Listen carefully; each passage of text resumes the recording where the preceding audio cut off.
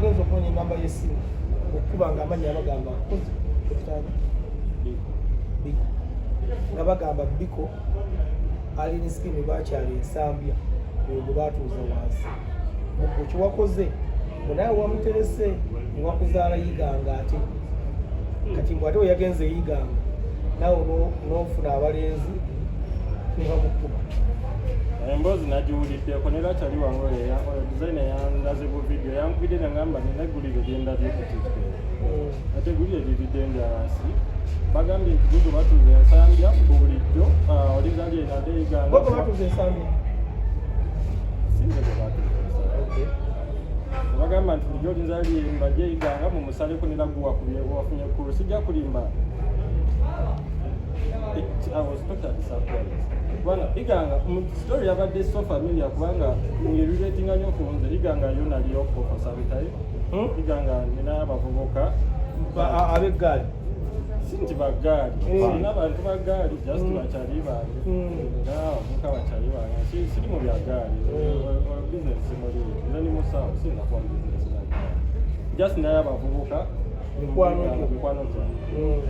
kati oli kireka afuna info nti yiganga bamanyi biki ate ndi musawo mbeerako kuno mu makinge na-connecting a story n'anteekamu nti byebyo nti there because I was so surprised mbadde nina okwewoza kubanga ali atanishing my name kubanga siyinza kubeera involved mu kuhatinga abantu kyenkola kujjawo obulumi bw'abantu sikubawa bulumi oba design ono yabikuliyetinze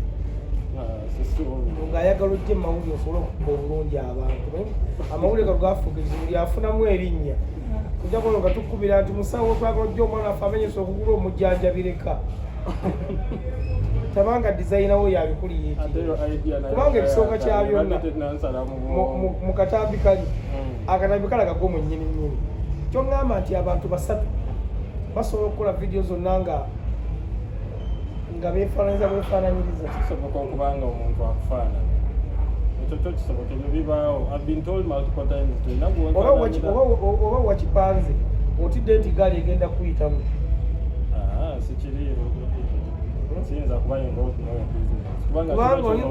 oyinza okubanga eggaali ya fangoni oyinza okuba nti eggaali ya fangoni egenda kuyitamu sagala kumpitamu saga kundabisa oba mali n'okujambiddemu nga sinnalabise kugamba obufunze si gwabadde mu katambi sinze yabadde mu katambi sinze yaorganizinze sibiri akatambi kano akatambula si gwokalimu si gwakali akensambye kubantu nekirala abantu aba alien be bakubagana nabo eyiganga era gwe tobiri pato mutagamba nti olimba kuba ogambe wabeerako eyiganga anti kisoundinga ng'ekiri connected kyobulaba nambe yakipanze eyiganga ali ogenze kukola eyiganga I have some businesses nali nkolayo akaseera ke nali mu university batamuzaganya kale mama wange musoga so mu mutwe twagendanga ejjinja for Christmas kati nga tulina bakyali abamu bagenda eyiganga kati nga tuyitiraga eyiganga twagendangayo nnyo mu holidays kale twagendangayo nnyo mu holidays ate no nali ku university kati nga mbeera naliko okujinja regional referral dayo ejjinja mwaka nga gumu jinja regional referral dwaire ekkulu eryejjinja mwaka nga gumu kitundu kati nga ekitegeeza abasawo bakumanyi ab'ejjinja omanyiwo nga musawo ali nange ab'ejjinja wabeerako eddwaliro ly'eyiganga baliyita batya yiganga jinja iganga ku ddwaliro manyo abasawo bano abakagendayo kuno nayo bakyali nayo wabeerako ebbanga eddene ijinja gyendudde ebbanga eddene naye iganga eddwaliro baliyita batya jinja regional referral wabeera omwaka gukuna ekitundu wano ensambi amalawo bbanga ki ensambi asikolerangawo official tokolerangawo ate wano ekitundu naakamalawo emyezi 9 kijja kitya okubanga mu katambi kali mwoli nga tobeera nkosange kyekisinga okwewuunyisa kulangi kyekitegeera bulungi kuba nze kubanga nina bakyali bangi ensambya like sijagamba tigendangayo I go occasionally netwelabako nabo bajja olumu ne bansalako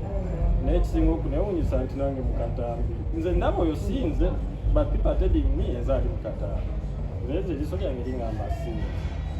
wano ekirudde omazeewo emyezi 9 yiganga mwaka omwaka gw'ekitundu ekindi kitegeeza bw'ogatta omwaka ogumu ekitundu n'emyezi 9 naffe sijja emyaka 2 anti jinja naliyo 222 mpaka 223 mu Namaira University batutuusa amalwaliro mangi mu ggwanga ofuna experience buli wamu Namaira University kati jinja ginali nga mu myaka egisemba gya university ogenda ejjinja eyiganga tukulaba ku bakyali baffe rugby olumu mupiira nki naye nga ebyabadde eyiganga byonna sibiri sirinakye siri attached ku byo mbinaabye webwa so nja okutegeeza tuli ekyande mu restaurant emakinge ekyande twatereezezaawo akamere weekali breakfast ebaawo ojje ku ekyande muli akamere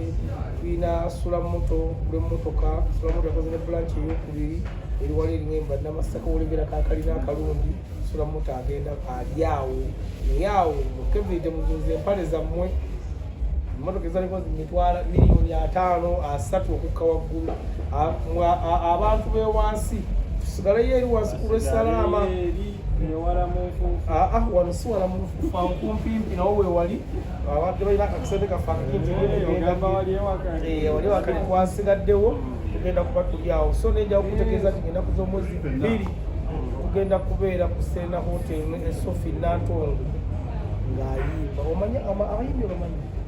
abasinama nga mulina kigomaojeko alina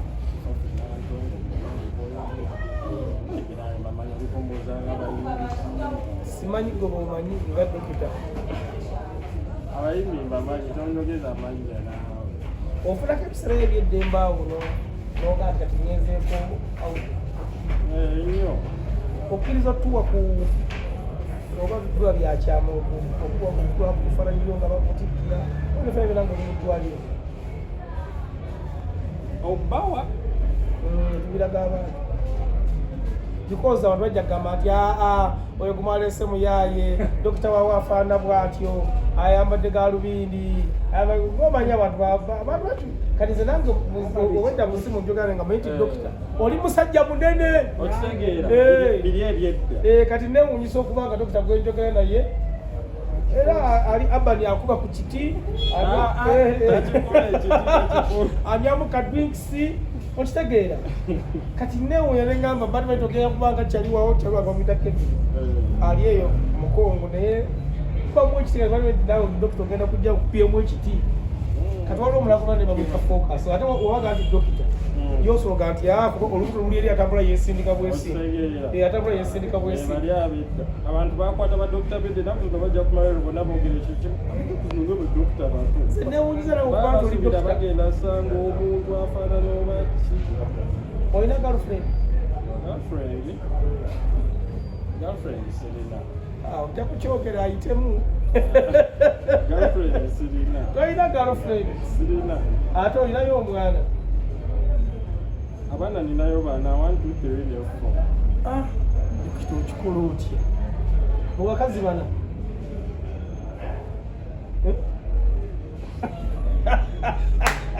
ozo byobuuzanga bizibu mubakazi bana so nga wononya ebifaananyi gezaawo okutereza ekifaananyi ky'abantu nti kavidiyo akatambula gapostinga asinze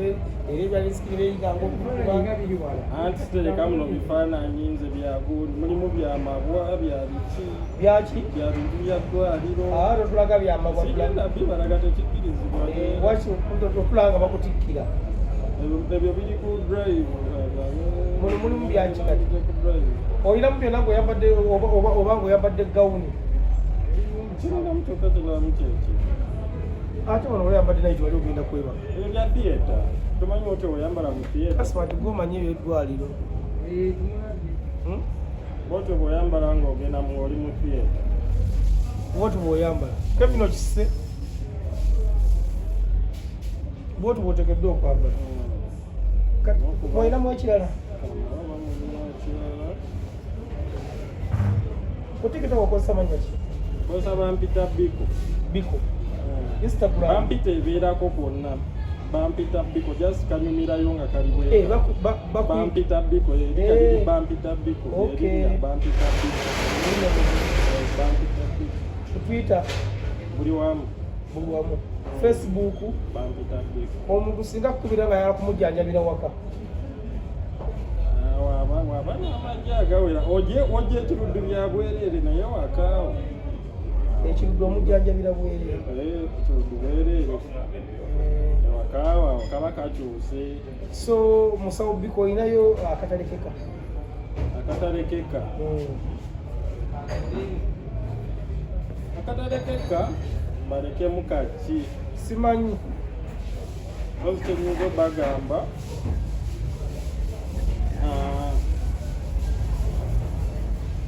Nti bajjo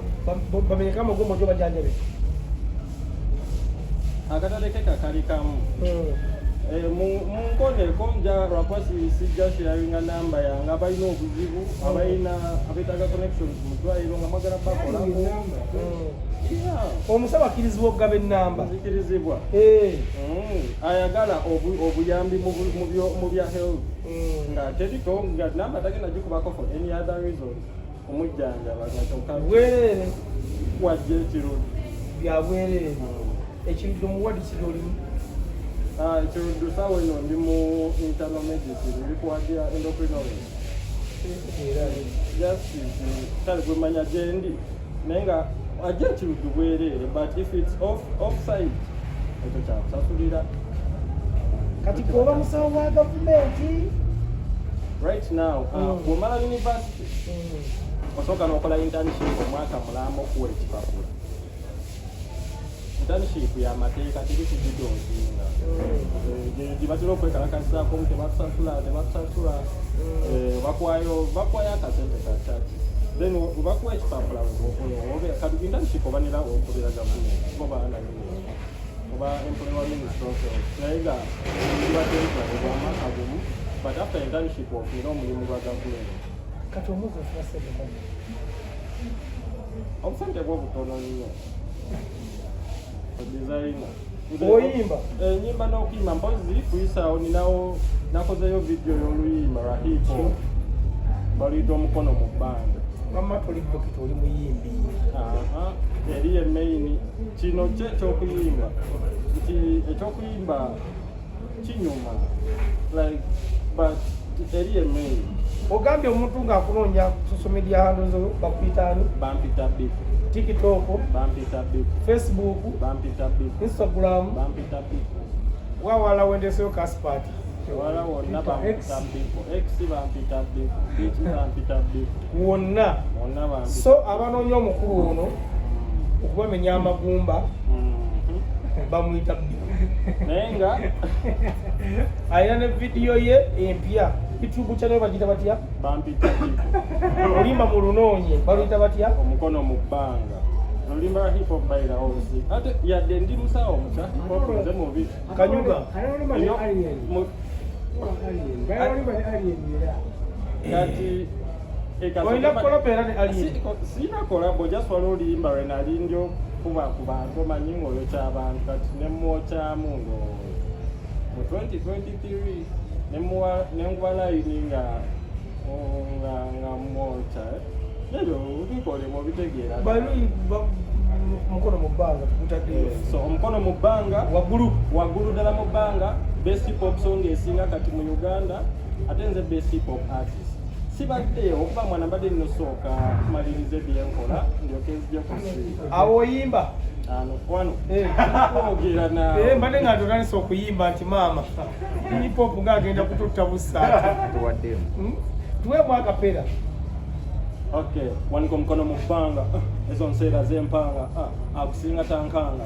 mugambe nti tonkanga zaza wamamento mwana mbela sikuwulire yakubye ekibanga mukono mu bbanga mwana traction mwana fashion mbabamba epa nakola kyeva nekyanga mikisa nafuna kuba almighty bitch I'm ripping every day all night sina disease nga flying kite gwelemera mukubo ndakufula mighty ata ina cash tell bimbo be trapping every day tuli mubando tuuta bodo champega negu wamtukula mwana tonteganya bwana yambuka kirira kibalumo rokuba sakirira zige zakabitwe yagira bibebe byakabinza embirina waniko mkono mubanga waniko mkono mubanga waniko mkono mubanga banga banga waniko mkono mubanga waniko mkono mubanga waniko mkono mubanga banga banga bigo komenti obusawo buliko imewe asuulira ka ekyo sigwaso so kingamba wanga yolo video jeri ku YouTube video enyirira tuku Oma yani Kaspat. Kati Kaspat usigara kendo kusajja muyimbi. Nale Kaspat siri kusajja.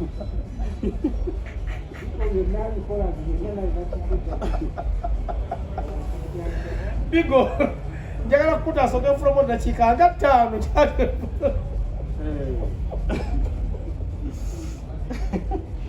Bakirizo kola interview y'ekiruddu. Nenzi gy'ekiruddwawo kisoboka process ebeetya ndowooza mbali okuba notifyinga kati kitukolereko twagala abantu bano abantu banyuma abantu babe nti abasoma tegokuba nga alina embuto okisegeera olina id yemulaku y'ekiruddu sitambudde na id naye ng'ogirina ekyo omulimu okwerabira enkumbi kati bebakukwata ate national id webakwata gyokozesa so siibula abantu bigo anyway yaman buli agiriko buli agiwuliriza webale kuwuliriza webale kubeera naye nga musoke mugende ku luyimba oluyimba balita omukono mu bbanga musoke musubscribinge mulayikinge musharinge oluteeka ku status oluteeka ku buli kimu kyosobola okuteekako buli page tiktok twitter biki lusula eyo kubanga oluyimba olusinga olunyuma olwa hip hop oluliko hip hop azuukuso video Patrick Miles yagikola ate audio BX on the beat yagikola wano mu Uganda olina okulaga nti mutofu byenkuba waliwo abisobola oli bwomu nze mwenyiga yakusooka ngenda enjikebereko ogenda atya olabika mulungi naye ebyobusawo ate awo ndi mubi ate nabo menya magulu buuza ku byafaayo gwegenda nga siriiwo ojja buuza ku byafaayo nawe onaabuuliza nga sirina kubuuza linaga kusobola kumenya embiriizi bagwa oli mu vidiyo so tubadde ne bigo ni musawo naye nga mbena zikyezeza okufunamu ayina akayimba tunisinga nnyo music oyo bwatyo ndowooza yewabamu oluki bwatyo babajjeene babaluku tumisinga nnyo music bwatyo so nze nja kusaba mugende mumuwagire mumenye akayimbako mukole mu challenge kozi akyali vubuka buto mumuwagire omuyimbi ngono bulwafuna obuyimba aba n'abantu abamulabira abamulyako obuole okuba abasobola okuba nga tukyali mu Uganda kuba gambye akaseera eri mu ddwaliro kasike kali awo akandi ate essaawa ya leero ayina n'amwambaza n'omwambaza tugenda kwogerako n'eddakiika ndowooza nga bbiri atubuulire lwaki ayambaza bigo muvubuka jangu wange